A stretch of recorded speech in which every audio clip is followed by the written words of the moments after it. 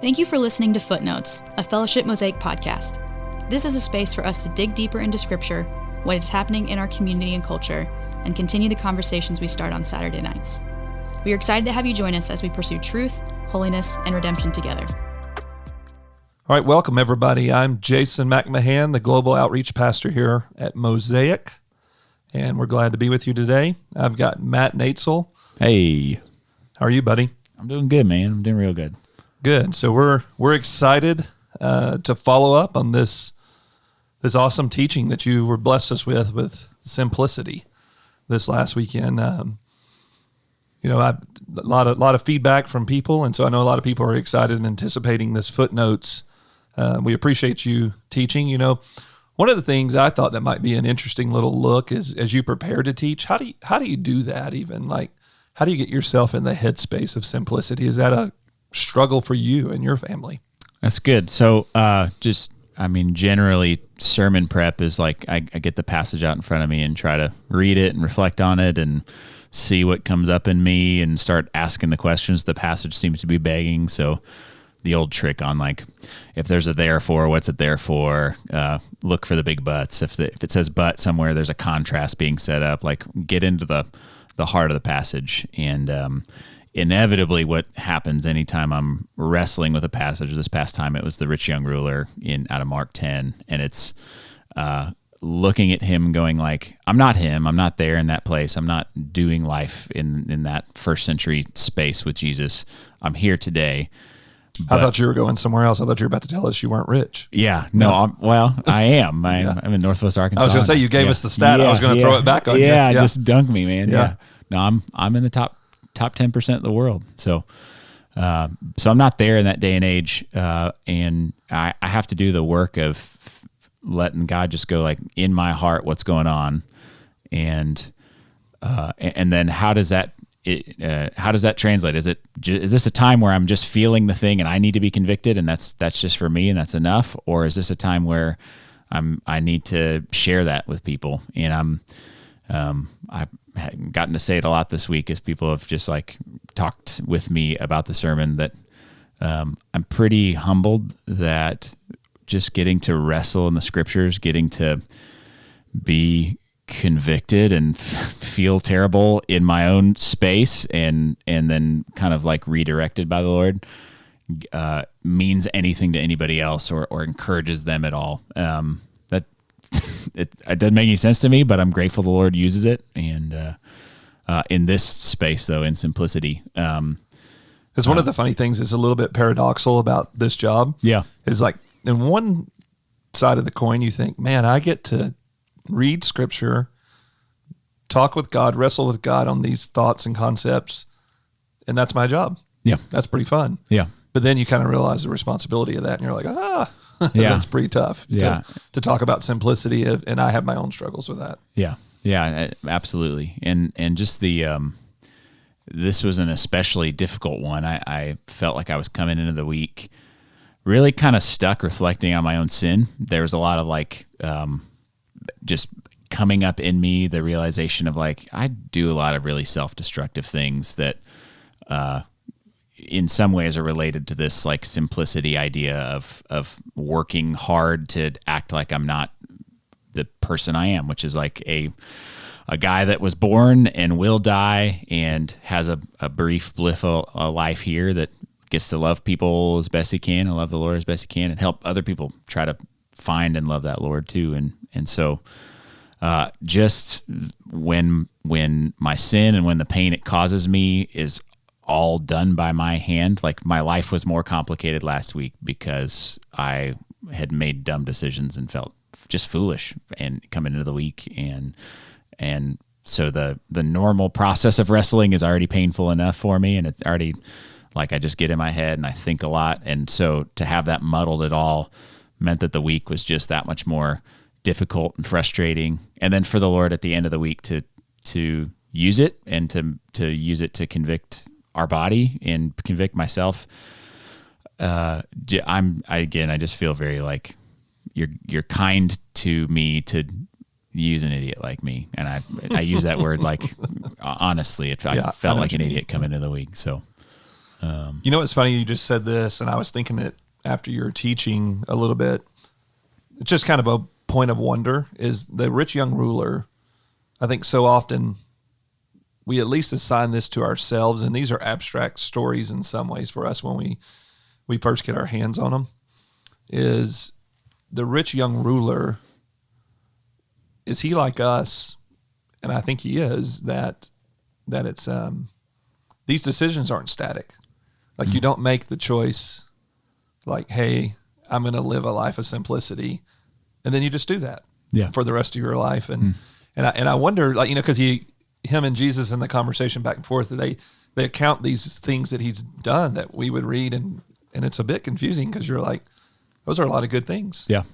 And then he can't do that one thing. Yeah. And I wonder if at some point in his life, if he had done those things for God. And then you pointed to this in your teaching a little bit, is that basically it's a money issue, you know, sometimes. And so I found that point fascinating, and I think you're hitting at that. And I always wrestle with that passage myself, having moved overseas and done some of those things. I guess that I find myself always with this relationship with God of like, is he our provider? And when I quit my job that pays really, really well and supplies my family of 6 with what we need, and supplies other missionaries with what we need, do I really believe that God's my provider, or do I think our church is, or do I think, you know, the Bentonville Public Schools is, or whatever? And so it's always such a test. And then somehow I always end up right back at that same decision with my family all the time. And so, you know, it was just some outtakes I thought about listening to your teach and that passage. And it just was such a good reminder of what this life of simplicity gives us. And I wondered, when you were dealing with this, did you think of it in any way? And I think you talked about some of your teaching a little bit, like, what is it that you get out of this life of simplicity? Yeah. You know? Yeah. What we see in simplicity is that man unhelpfully makes things complex constantly. I want to build around myself such a structure of comfort and independence and self-reliability that I don't have to fear. We're in a pickle now because yesterday the ignition key in our van wouldn't turn, and so I hung out and got that towed. And today is the day that gets fixed, and my AC gets fixed in my house. All perks. Like, it's perk to have a van that I can move around in. It's a perk to have AC in my house. But I'm going like, this is an expensive day in the Noetzel household. We're gonna by the end of the day, I will be looking at the bank going, okay, what adjustments do we need to make? And yet somehow, even just saying it here at the table, like, I've been rolling my eyes at home, but the reality that I have been provided for already, that God has given me enough, and he's let me bless other people with it, but I've also tried to be wise and save well to do what I need to do. I'm not living beyond my means. So I think I can pay for these things, but I'm not really considering, like, God, are you in this? And what are you trying to wake me up to? And I need to trust you to handle these things. And so that's wandering away from the question you asked. I might kind of want you to ask it again, because it was a good question, and I kind of wandered away into, No, I think that's good what you just said. The point of the question was just do you realize what was the how do you yourself deal with these sort of daily struggles of simplicity? I think was the essence of it. When I see, some of it has just been adaptive.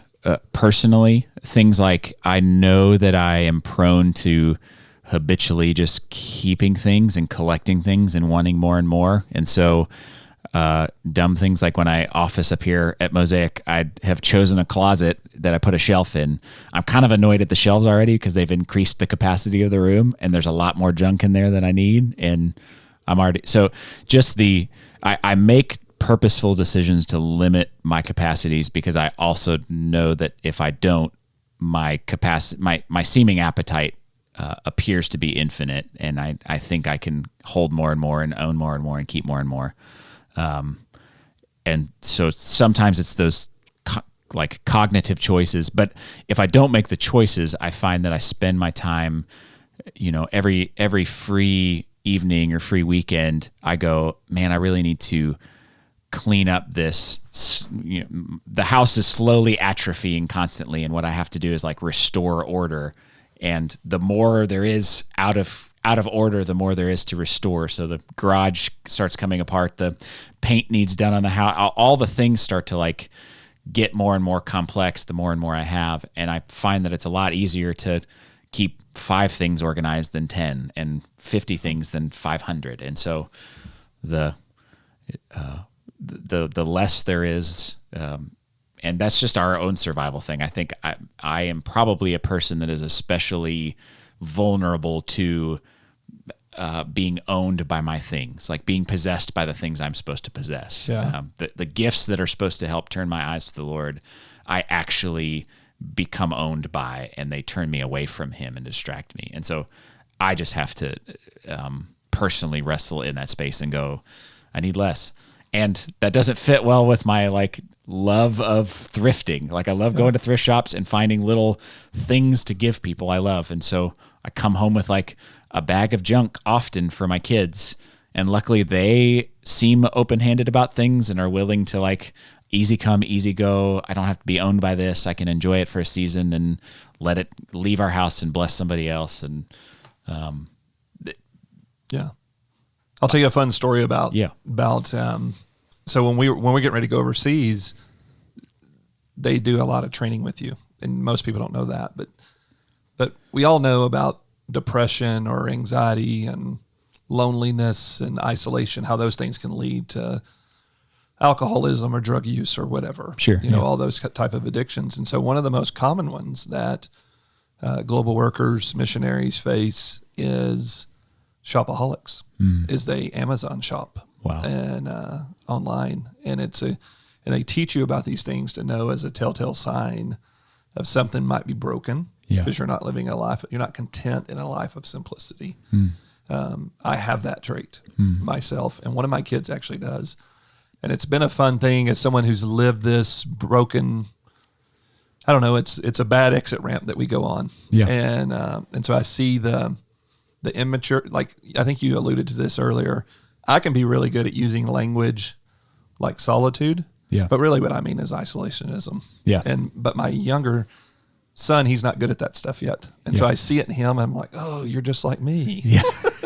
And so when I see that, one of the things that we've kind of grown to believe is like the sort of the circumcision of our heart. That stuff's got attached to our heart. And it might be a good time to give something away. And generally, when he was much younger, I would ask him to go pick out 3 of his favorite toys. And I'm like, which one could you give away to someone? And then we would do it. And I'll do the same. And we were talking off air before we got on here that I'm a bit of a shoe guy. So sometimes I'll do that. I'll give away a pair of my best shoes or whatever when I feel my heart get there. And so it is an interesting, as someone who struggles with that. A pastor I listen to, respect and follow, he was talking about how he builds his family budget, and he has the like, I got to pay my mortgage, I got to pay the electric bill, the water bill. That goes in a category I can't really manipulate. But things like phone and subscriptions and eat out, and I got a grocery goes in that first category, but the eat out, the kind of playful, this is the enjoyment part of life, that goes in the second category. And the third category is generosity. That's not counting the tithing I'm doing to my church before I do anything else, any part of the budget. He just wants to go, when I look at this third category, I want that number overall to be bigger than this second treat myself category, because I want to love others better than I love myself, which is humbling, because I can't look at my own budget that way and see that reflected. But it feels aspirational, at least. And we've got a bit into sort of the abstaining part. And I think when you and I were talking earlier, this is a heart issue. This is not about abstinence of things. It's what you get out of this relationally with Jesus, and that you're all in 2 feet committed. And that's what he was asking from the Yeah. rich young ruler. And so, one thing we talked about was the battle between you as a creature versus a creator. And it felt like there was more there for you to talk about. Yeah. So, my favorite book in the Bible is Ecclesiastes. I feel like it's the book that just sunk its hooks into my heart and won't let go. And when I find that perfectly describes your personality, because that's not what people usually pick, by the way, is their favorite books. No. And what got me is in the introduction, kind of the first whole chapter of the book is he's wrestling with this wordplay. He's talking about vapor, and they translate it meaningless, but it's this idea that like vapor is actually something. It exists. You can see it. It's tangible, but you can't grasp it. And if you try, it's just like through your fingers. And so there's this like battle back and forth throughout the rest of the book where he's like, nothing, all the things you think matter, they don't matter. You're going to work really hard at it. It's not going to matter. Even really good things like wisdom, get wise. You know what's going to happen? You're going to die like a fool too. Like fools and wise, they die. Life is chaotic and it maybe doesn't make sense a lot. And yet he keeps turning back to these little, like they're small. There's not very many of them in the book, but these little, like, what do you do then? You love your wife. You enjoy the days. Work hard because that's all you have. Like these just little, and eat your bread and drink your wine with a gracious heart. And the final conclusion is fear God and keep His commandments. So there's this like, it's the book that my own heart has needed, because I need to not live like I can do everything. I maybe need to swallow the pill that I'm not ever gonna play guitar in a metal band because I can't even play a guitar, and I'm a youth pastor in Northwest Arkansas. So that might not be though I dream about it, might not be the actual fruit of my life. And maybe by just today saying no, I free up all this mental capacity to dream things that are actually right in front of me that God might actually have and want for me and want from me. And then as far as the creature and creator thing, there's only one that has his hand in everything and knows what's going on in every place and in every context, who can do the right thing in every realm, and who shepherds his money well and stewards it well, and who loves people well. It's God, and I am not him, but I live so many days and so many moments like I don't believe that, because I'm a creature. I'm finite. I'm going to die. My money's going to run out. When I die, my to-do list dies with me. Nobody's going to pick that up and like, ooh, we got to finish these things. Like, they don't care. Most of the things I do, like this podcast, will be forgotten. My sermons aren't going to be remembered. It's like so temporary. I want to structure things so that they could last a while, but like, nobody's going back to the sermons I preached in 2018 and listening to those. I don't even know. I tried to find them on the website because I was looking up the old Ecclesiastes series. It doesn't exist anymore. I don't know where it is, if it even exists. And so the more I can live like my time and my money and my words are few, the more likely I am to turn toward the one who is not few, is not little, is not running out. And my life is better for it, because then out of his abundance, way more is going to happen around me than just what I can muster or what I can afford. Well said. Just listening to you right there, you said finite was a word that you used, which is part of the laws of nature, is that we're guarded by time, and that we have a finite amount of time and a finite everything. And by submitting your heart to the one that's infinite, who doesn't play the finite game that we play, then you get the infinite game. And so you actually, in your finite time, are posturing your heart toward the infinite one in the infinite realm.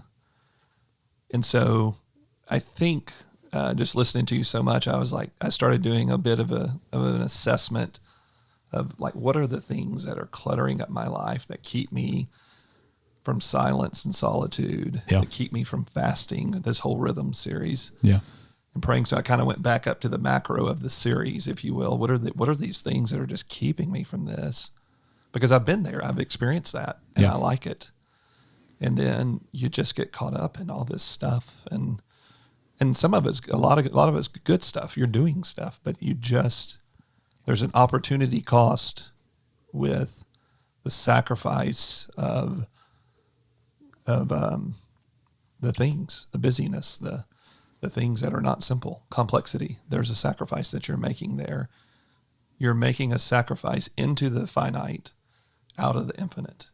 Yeah. And I think if we can weigh it and look at it that way, and that's hard, and you touched on it, is that's a part of our consciousness and our mind. And I just thought it was such a good reminder. Even as I was just listening to you talk, I was thinking about that and wrote that down as kind of a big thing. What do you think, as we kind of wrap this podcast up here, what's the one thing, as you were studying all this, you went deeper into this than any of us did. Sure. Get in preparation, and we thank you for that. What's the one thing that you really want us to leave with? This is a big idea that God spoke to you, but I give that back to you. It's a good question. I think in I might split it into for everybody and for me. For everybody, I think it's that seek first His kingdom piece. That if you don't have the clear vision on who He is and what He wants of you and what He's doing for you and in you and through you, then fight to get it and see it. And when you see it, then all the other things become a lot more clear. When I am, I was just thinking about like how much $20 feels like when I'm either handing it out the window to somebody panhandling, or when I'm spending it on chicken strips and French fries at a restaurant. They feel totally different. Like I feel like I'm giving away my inheritance out the window, but when I spend it on chicken, it's nothing.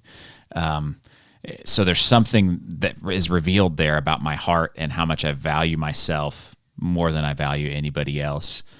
But when given the opportunity to give things away, and the number of times that I've gotten to not own the thing anymore, and there's maybe one or two things that I look back on and go like, wow, that really had way more of a hold on my heart than I realized. I gave a record player away at one point in early marriage, and I think about it often, and I realize like I can never own a record player. It is dangerous for me to ever buy one, even though I love music and would love to have a vinyl collection, and just like it would be a great way to spend time and money, and I would enjoy it. It would have its hands around my heart so quickly, and I just can't do it. I can't allow myself that. I'm too much of an idolater in that way. So maybe just that seek first the kingdom, like the keep your eyes on the only one worth seeking, and let Him stir. Like if you see, man, I'm threatened if I don't have my phone. I'm threatened if I don't get to watch my show, if I don't get to treat myself, if I don't get my cup of coffee or my, like, so the places that I internally, personally have been reflecting now is like, I enjoy just kind of recharging at night, playing a dumb video game. When it's really connecting with my kids, they need to at least be awake, and I can use that as a way to like interact with them. But if I'm using it to like disengage, stay up past everybody, like that's not good. That's not healthy for me. If I'm taking something that's good in a small amount, and I'm not showing the restraint to enjoy it in a small amount, I gotta figure out how to like artificially make those boundaries around myself. And there's deep freedom there, because I know that I'm prone to slavery to sin and slavery to self, and I have to give myself whatever means of restraint is needed for my life to give room for the freedom that's experienced not being a slave to those things. I think about an experiment that was done on playgrounds where they had a jungle gym and then just a wide open field, and the kids, when sent out to the playground, would hover like intimately close to this jungle gym apparatus. There was very little like kind of exploration of the space.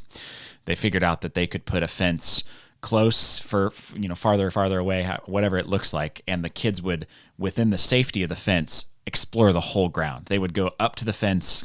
I mean, they're everywhere. They spread out because there's some sense of freedom that they find within the structure that's given to them. And so I have seen how good any sort of discipline is. I'm not good at exercise disciplines or some of the disciplines like that, but the ones I can do produce a lot of space in my life that feels available to others and to God. So if I so cram my days full of things or obligations or whatever else, there's not room left for me to be a responsive person or a loving person. I can't say, sure, let me help you move, or yeah, let's hang out. You sound bummed. Let's chat. And so I have to be careful not to just cram my days full, as if the time isn't going to run out. It absolutely is. But I also have to plan well and use my time well too. It's the paradox of. Yeah. No, I love that. There's a great analogy I used to love with books, and I think it's a true story of why they do this with books, but like an origin story, if you will. But the reason that margins exist is so that the editor can go in and write notes for the author of that to change, and that was the original existence of it. Now I want you to imagine in your mind if someone literally started writing at the very top left corner of a sentence and wrote all the way to the right corner, how like crazy that would look. Yeah. Like that'd be a chaotic way of writing, and you wouldn't want to read that paper. Yeah. And so those margins are there so God can speak into our lives. And I think that's the benefit of it. That's why this is such a hard issue. And to go back to the origin of this, is it's shown with the rich young ruler. And you did a great job, I think, just teaching us that this week. And so I think if there was anything to sum it all up, it's just something that's worthy of pursuing and chasing. And I covet and admire, even in my own life, the times I've done that. And I so look back on those with fondness. And then these times where I have all the stuff I need, it never is fulfilling.